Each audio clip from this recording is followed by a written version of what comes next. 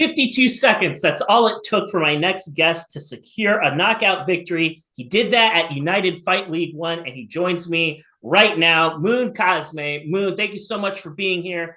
It's a real honor for me. Thank you. It's been a year since we've done one of these. I always enjoy having you on my show. Welcome. Thank you. Thank you for having me, Tyler, man. I think we both leveled up, man. I can just where I'm at and where you're at based off of a year ago. It feels good. It feels good when the people in your arena and you see them working just like you're working. When you see them moving up, it makes you feel good too. So thank you for this opportunity. Thank you for having me on. It is my pleasure, my honor. And Moon, there was one thing that was very unique, and it was the very first question I had. I prepare for every single one of my interviews. You said Mm-hmm. something to me about 18 months ago, and I remembered it. I don't know what I had for dinner last night. And my wife told me to do a bunch of errands and chores today. I don't remember any of those, but I remember something you told me 18 months ago.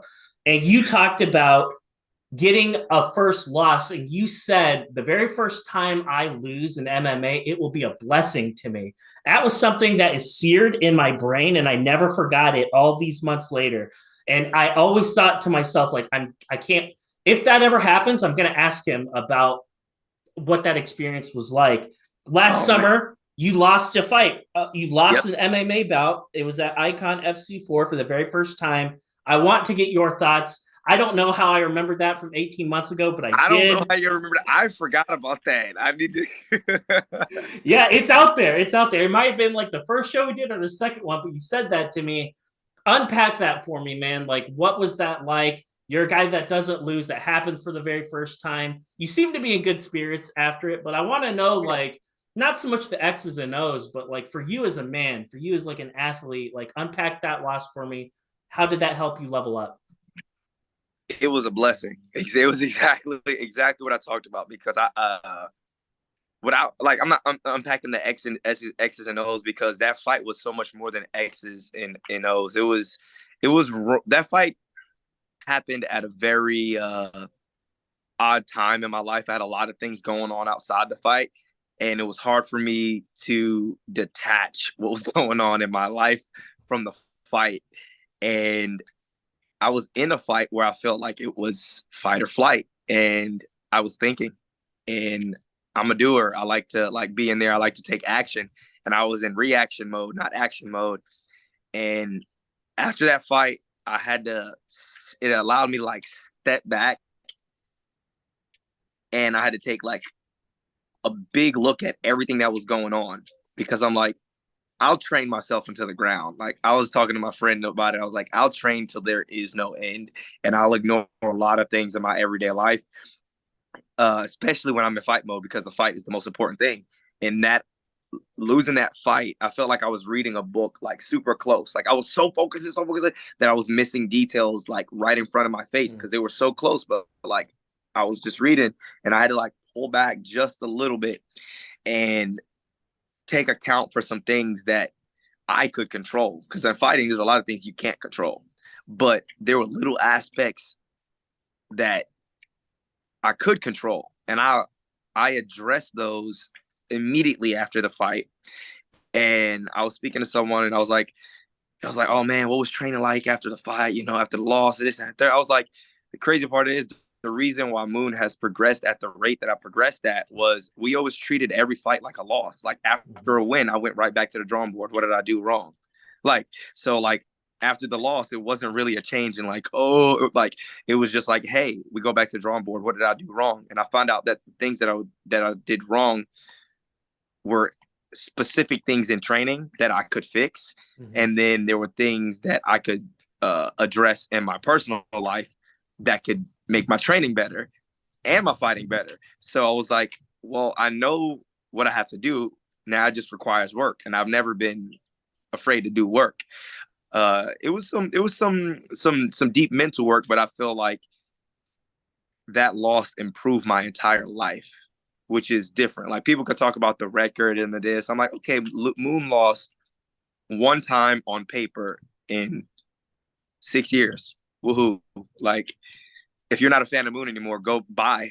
You were never a supporter to start with. If one loss against a really talented guy like that guy, I'm not saying I wasn't ready for that fight. No, I was absolutely ready to fight. The guy caught me slipping. He is slick with his guillotines. His jiu-jitsu's good. He's 5-0 for a reason. I think he's like 7-0 now, or 8-0 right now. Like, dude, like, I lost to a game opponent. And I told someone, I was like, you know how many times I went out there and styled on some people? And I got styled on. You know what that did to my ego? I got into a fight and I didn't have a bump or bruise on me the next day. I had to look myself in the mirror every day and say, you lost on the biggest stage and you didn't take a punch, bro.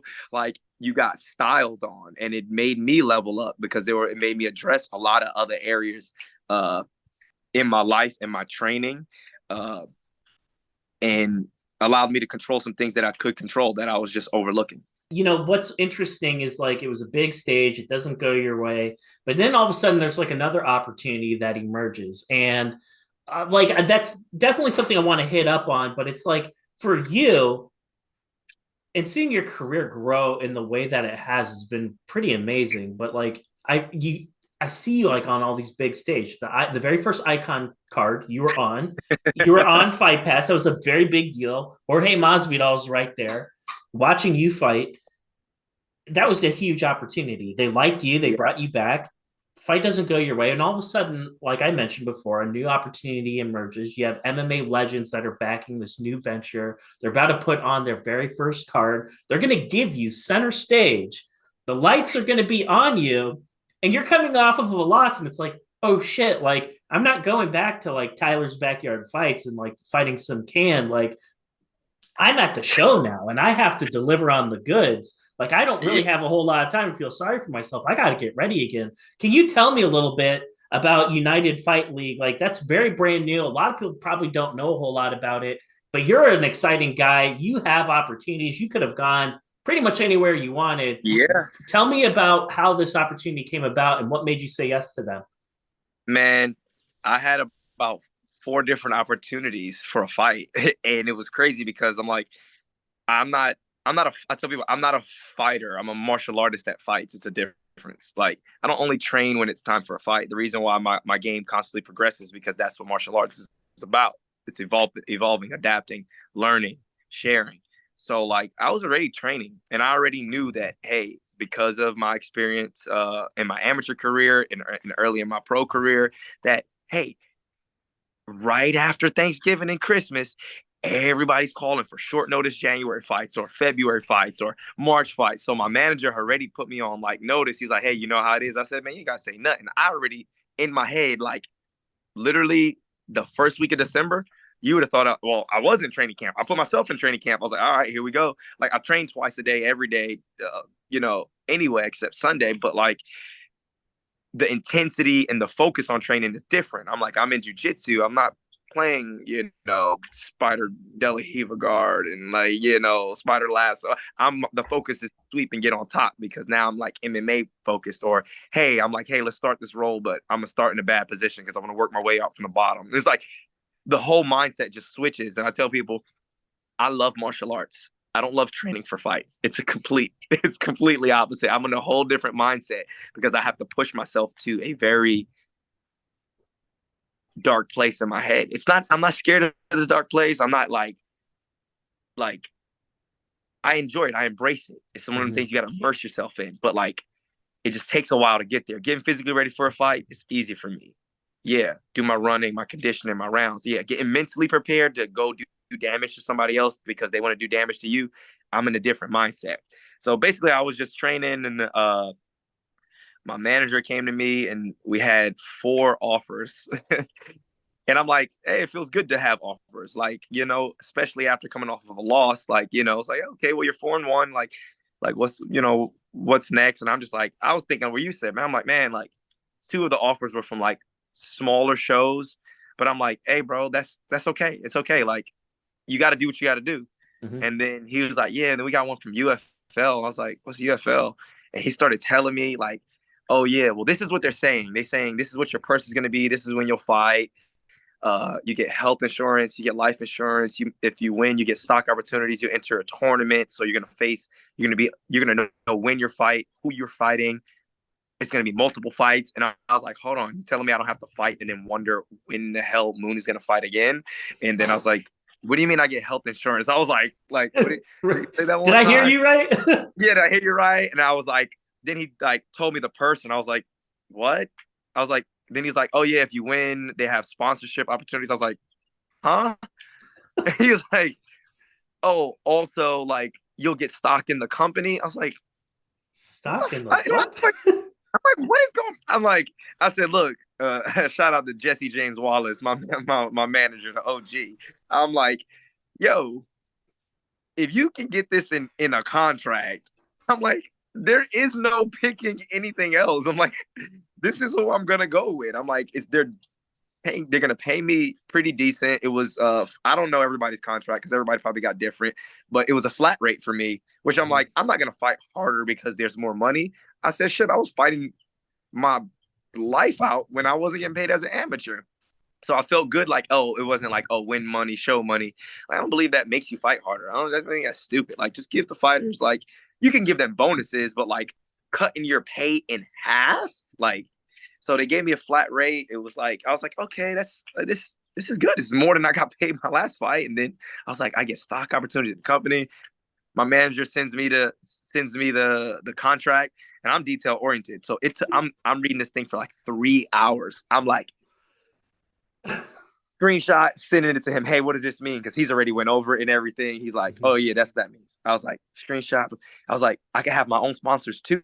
Like the people that support me, I can still like put this. He's like, yes, yes, yes, yeah. Wow. And I was like, it's too good to be true. I had one thing that was like made me hesitant to sign it, and it wasn't bad at all. I was just like, man, no one's done multi-fight contracts in a while.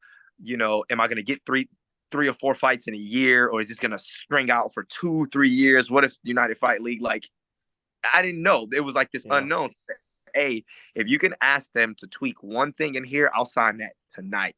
He asked them. They sent me a revised contract. Signed it that night, and best fight-related opportunity in my entire life. I just received my insurance cards in the mail 2 days ago.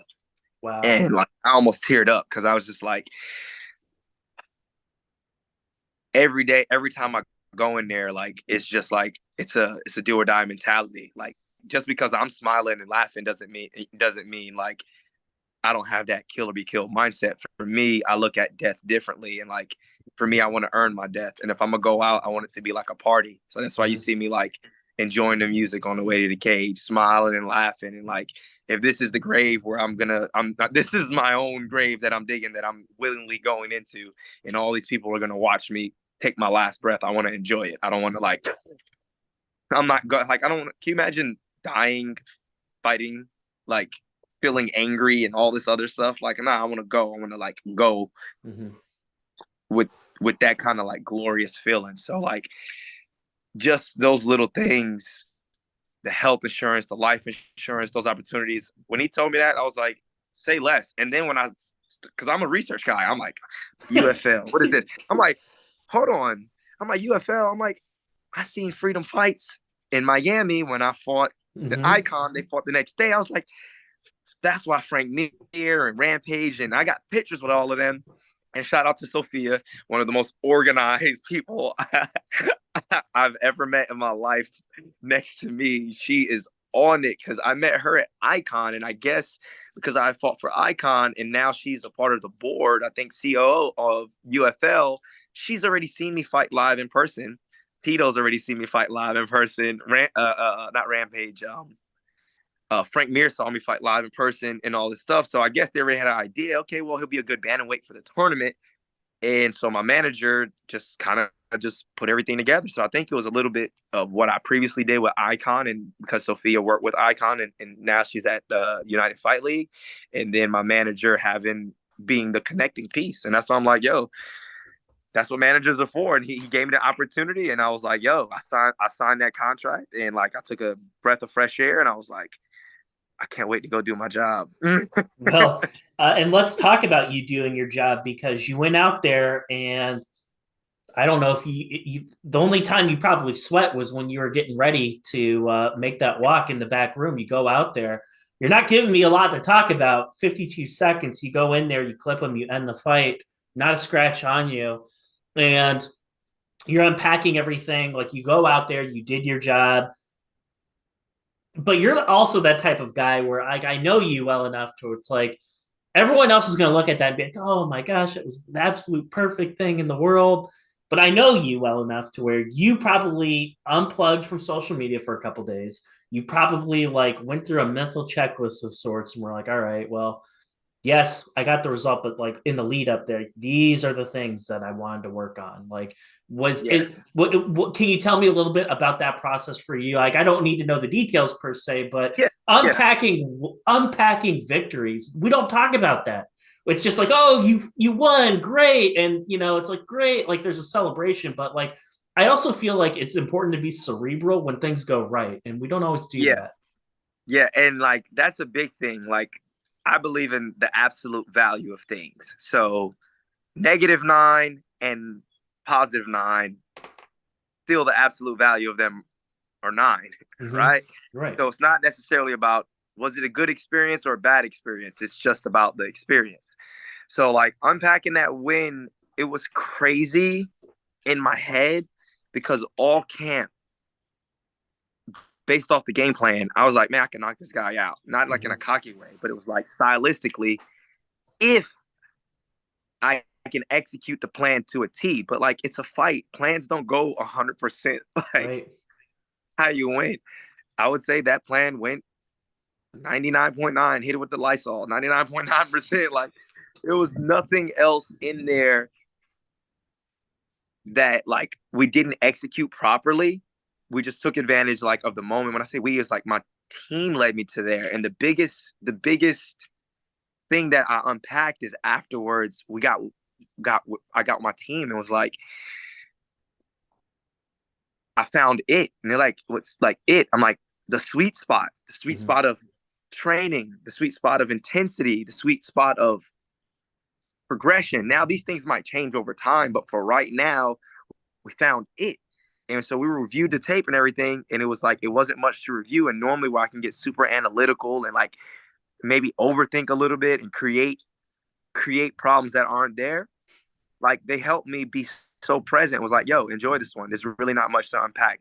We had a game plan and you executed. Enjoy it. So this was the first time that like ever I got to like look back. There's only 52 seconds of tape. I did exactly what my team asked of me. And there was a lot of other stuff we were prepared to do if the fight went in other areas against this guy who was very experienced. I just lost to a black belt in jiu-jitsu. This guy's another black belt in jiu-jitsu. Heavy on the grappling in the tournament scene. So I'm like, everybody's like, okay, well, like, is this move's kryptonite? I'm like, guys, I can do jiu-jitsu. I just got caught. Like, Right. but it wasn't a lot to unpack, to be honest. Like, after the victory, it was like, it was when I'm preparing to fight, I like to be like in my head and then get out of my head by like being in my body, like Mm-hmm. just like do things. And I had all this like adrenaline high, and my team's like, yo, just use it. You got so much other opportunities going on now. Attack everything that's in your everyday life like it's a fight. And like it was a very weird thing. Like all the unpacking of the fight is helping me execute things in my everyday life, and that's what like fighting is about. So like it was a different way to unpack because it wasn't a lot of film or like stuff to go over. Yeah, I broke a sweat in the warm up. Also training against my damn best friend is 200 pounds, and Cole Miller, 20-time UFC vet, and Bubby Mitchell, just an absolute savage. So yeah, of course, the warm up they put me through, got me ready. And Sure. I like to go out in round one like it's round two. So I'm really warm. Like Yes. I have no, I don't bat an eye at my conditioning because like I know I put the work in. So I go out in round. If you see my walkout shirt, it's like half drenched. Right. Yes. Like it's purple in one area and like light purple, light blue in the other area. That's because I'm sweating through it and I'm out there dancing. And it's not because like I can salsa that good. It's because I was in the back, fucking putting the rounds in on the pads, on the grappling or whatever. But Yeah, that's about as detailed as it gets. Like it wasn't. They was like, yo, we executed a plan. There wasn't much to go over. Like we did exactly what the game plan was. So it's not really a lot to unpack. If you start unpacking, you'll be over analyzing when that's energy you could be using to fix other areas. So that's kind of like what happened after that fight. Moon, talk to me a little bit. Like now you advance in the bantamweight tourney. You are going to be fighting again later on this summer, but it sounds like you have a few things in the works right now. Sounds like you Yes, have some things and some opportunities, and you'll be busy for a little bit getting ready for that fight. I'd love for sir. you to talk a little bit about what you have cooked up between now and when you will be competing again later on this summer. Yes. So like one of my biggest dreams. So jujitsu is one of my first martial arts loves, but Muay Thai is right there with it. And like back in 2019, so my original MMA coach was a Muay Thai, fought Muay Thai. So like he was one of my first, striking like dedicated to me. Like I always like trained striking at gyms, but like he was my coach. Uh, he was always told me, you ever get a chance to go to Thailand, like do it, soak up the culture, do this. And then in 2019, I was like, man, I'm going to put this elaborate plan together.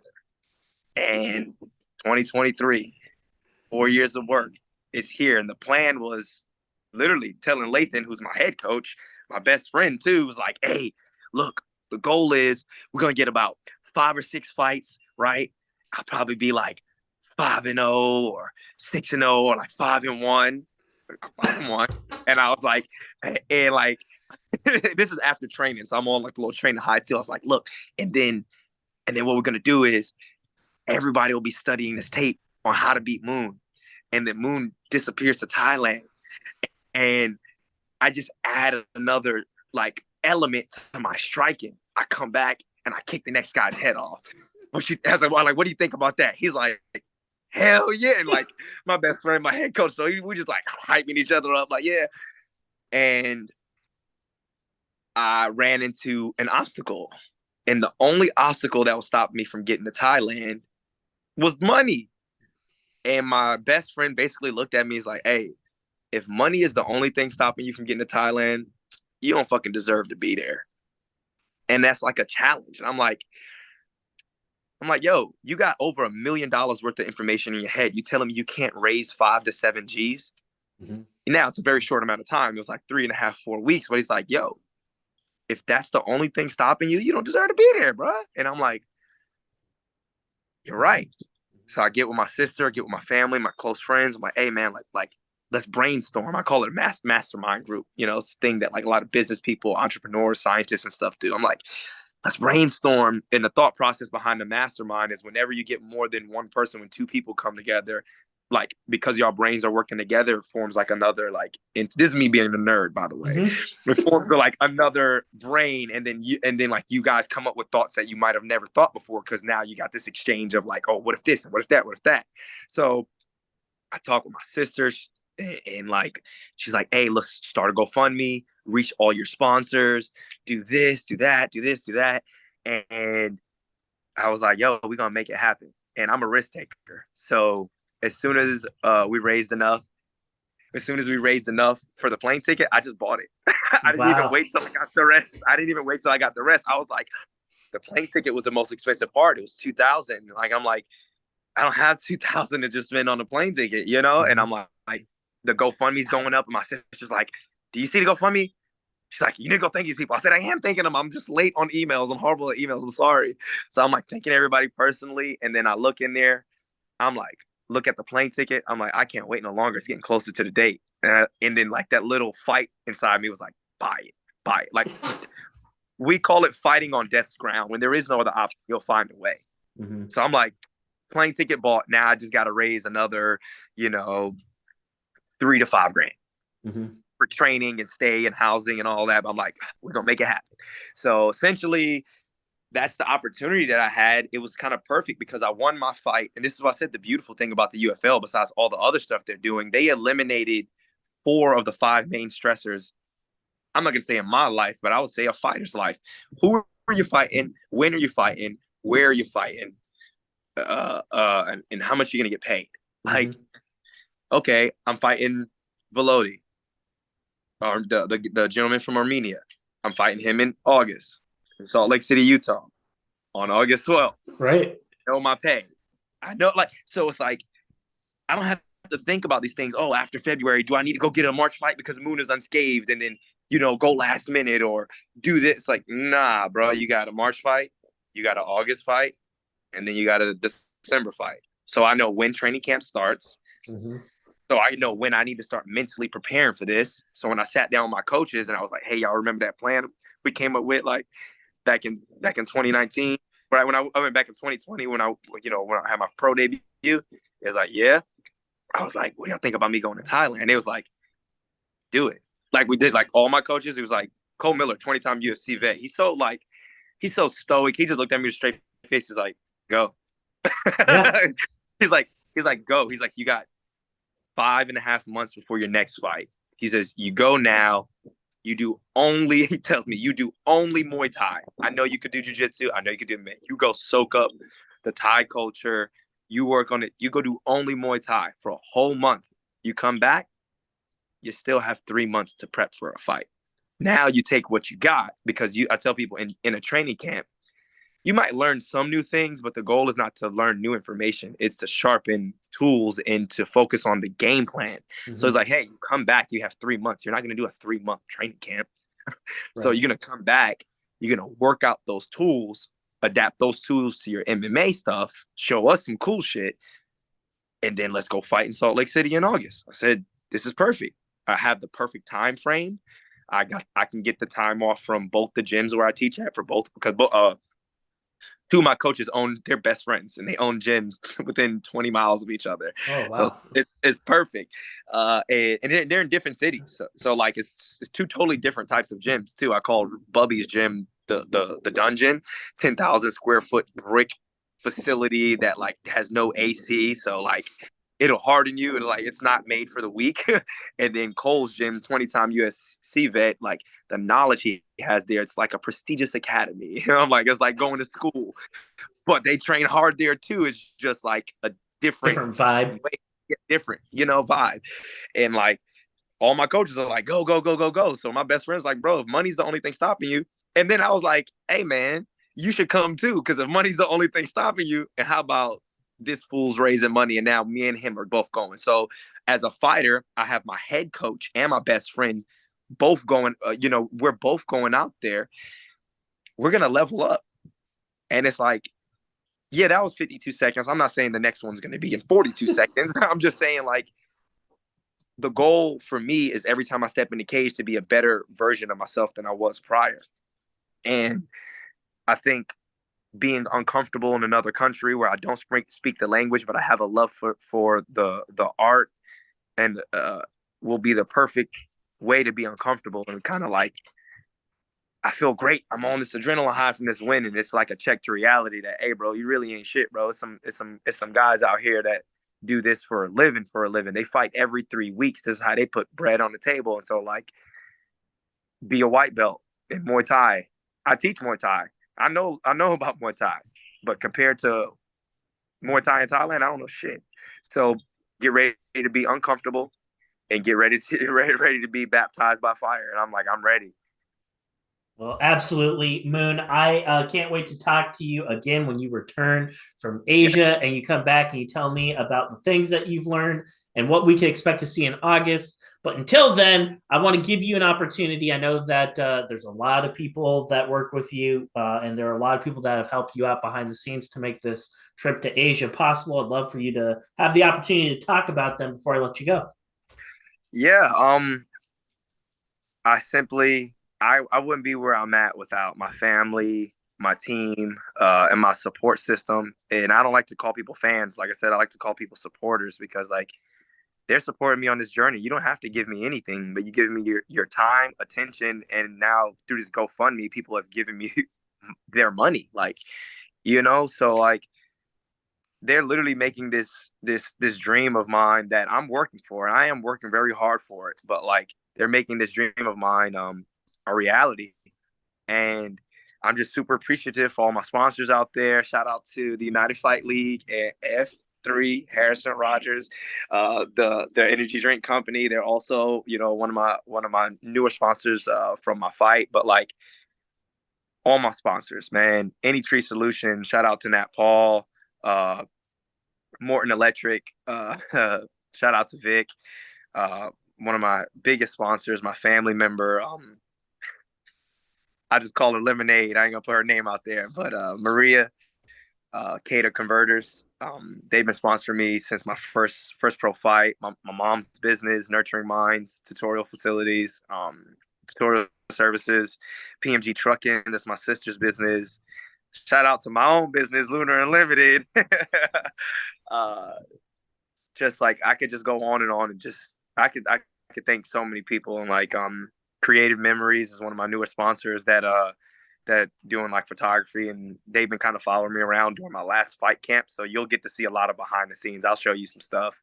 But just my gyms, shout out to Miller Martial Arts, Rush MMA, just everyone. Like I'm so grateful because like the only thing stopped me from getting there was the plane ticket and the pay for training. And the plane ticket's paid for now, and I'm halfway to covering all the training costs. So like I'm just grateful, man.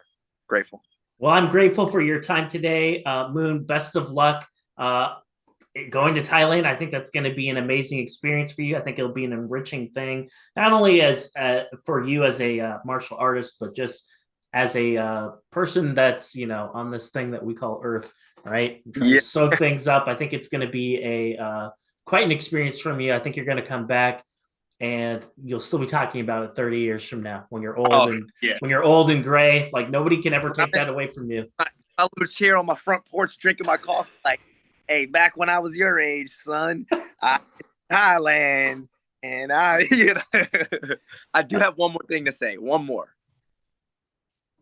It's a good day to be alive, but an even better day to be great. So get up and get to the grind, whatever that may be for you. I want to let you know that I'm excited. I'm excited, and I'm happy for your success and proud of how far you've came. And like without any obstacles or problems, you wouldn't have opportunity. So like, keep doing what you're doing. I do appreciate you having me on your platform. It means a lot. And rocket to the moon. We on the way up.